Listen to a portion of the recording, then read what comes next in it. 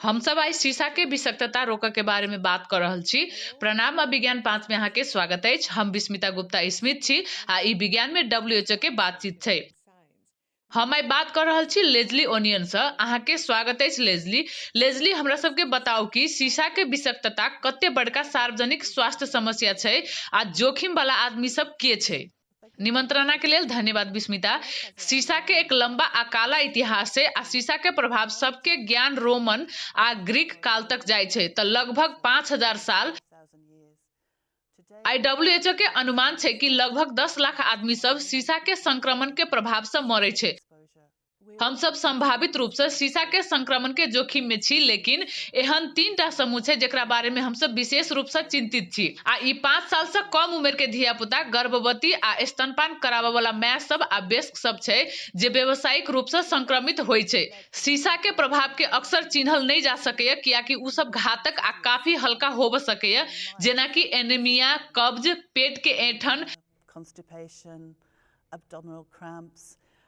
हालांकि ई स्नायु से संबंधित प्रभाव छै जेकरा बारे में हम सब बेसी चिंतित छी आ विशेष रूप से धिया पुता सबके प्रभावित करे छै।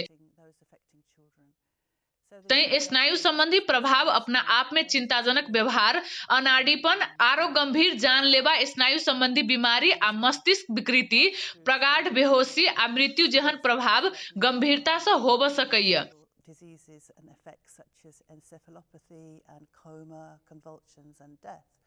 वयस्क सब सेहो प्रभावित भेल छै, विशेष रूप से हृदय रोग आ फेफड़ा के बीमारी से। ई सब विशेष रूप से व्यावसायिक समूह सब के प्रभावित कर रहल छै। एक गंभीर घटना में शीशा के संक्रमण अक्सर गंभीर नहीं होय छै, लेकिन कम स्तर में बेर-बेर भेल संपर्क एहन गंभीर स्नायु संबंधी प्रभाव सब के जन्म देव सकैया जे जीवन भर रहै छै।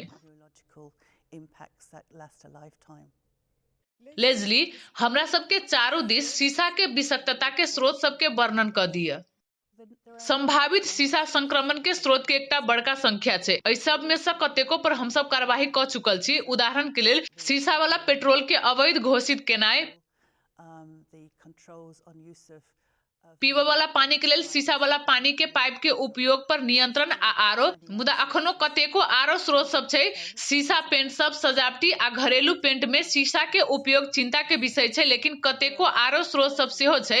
हम सब अखनो पीबे वाला पानी आ खाना में शीशा पाब सकै छी। ई किछ पारंपरिक दवाई सब आ सौंदर्य प्रसाधन सब में आ आरो घरेलू स्रोत सब आ चमकैत माटी के बर्तन सब में पाओल जाय छै। धिया पुता सबके लेल शीशा युक्त सामान सबके मुंह में रखनाय एक विशेष खतरा छै। माछ मारे वाला वजन आ पर्दा में लगावे वाला छोट वजन के सामान सबके आसानी से घोटल जा सकैया आ फिर शरीर में रहला के बाद स्थायी प्रभाव पारै छै। लेकिन ताबीज आ खिलौना सबके, गहना सबके सेहो मुंह में रखै छै। शीशा के संक्रमण के एक विशेष रूप से बढ़ल स्रोत शीशा एसिड वाला बैटरी सबके पुनः प्रयोग के प्रक्रिया से आबै छै आ ई अपना सबके समाज में बढ़ैत जरूरत छै, चाहे उ विद्युतीय गाड़ी सबके लेल होय, चाहे उ कम स्तर पर निर्बाध बिजली आपूर्ति के लेल होय।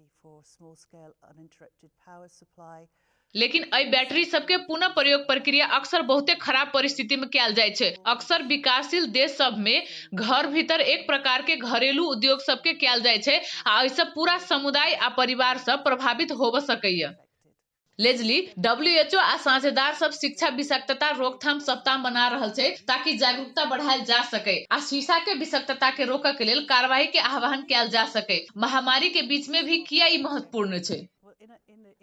महामारी में हम सब अक्सर आदमी सबके घर पर बेसी समय बिताबे पाबै छी आ जाहिर छै कि जब हुनकर घर शीशा युक्त पेंट के उपस्थिति से दूषित होय छै तो घर के भीतर धूल उत्पन्न कर सकैया।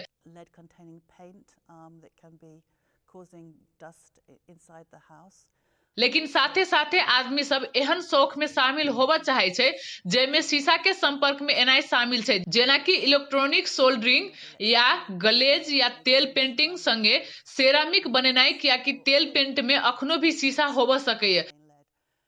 तय एहि दूषित वातावरण में अधिक समय बितेला पर अक्सर खतरा बढ़ जाय छै।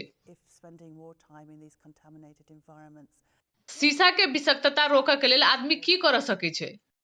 शीशा के विषाक्तता रोकऽ के लेल आदमी कतेको चीज कर सकैय। हमरा लगे कि शीशा युक्त पेंट के मुद्दा में अहाँ ई देखऽ के लेल जांच सकै छी कि अहाँ के घर में कोनो भी बड़का मरम्मत संभार के काम के शुरू करऽ से पहले शीशा युक्त पेंट छै।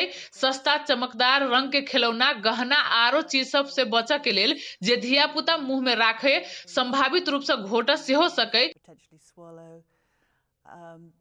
यह महत्वपूर्ण हेतै कि खाए पिए वाला चीज सबके शीशा के बर्तन में संग्रहित किया जाए। निश्चित रूप से ओहन टीन के बर्तन में खाना के संग्रहित नहीं किया जाए जेमे जोड़ा के लेल शीशा के प्रयोग किया गेल होय। हमरा पता है कि आजकल प्लास्टिक के बर्तन सबके पुनः उपयोग केनाइ सामान्य बात है, लेकिन कहियो काल ई प्लास्टिक के बर्तन सब शीशा, एसिड युक्त बैटरी आरो स्रोत सब आवश्यक है, तय ओतऽ बहुते सावधान रहू। अंत में जब अहाँ के कोनो जिज्ञासा अछि तऽ अपन स्वास्थ्य सेवा प्रदाता से बातचीत करू। अहाँ के धन्यवाद लेजली। उ छले आइ के विज्ञान 5 में। दोसर बेर तक के लेल सुरक्षित रहू, स्वस्थ रहू आ विज्ञान संगे रहू। धन्यवाद।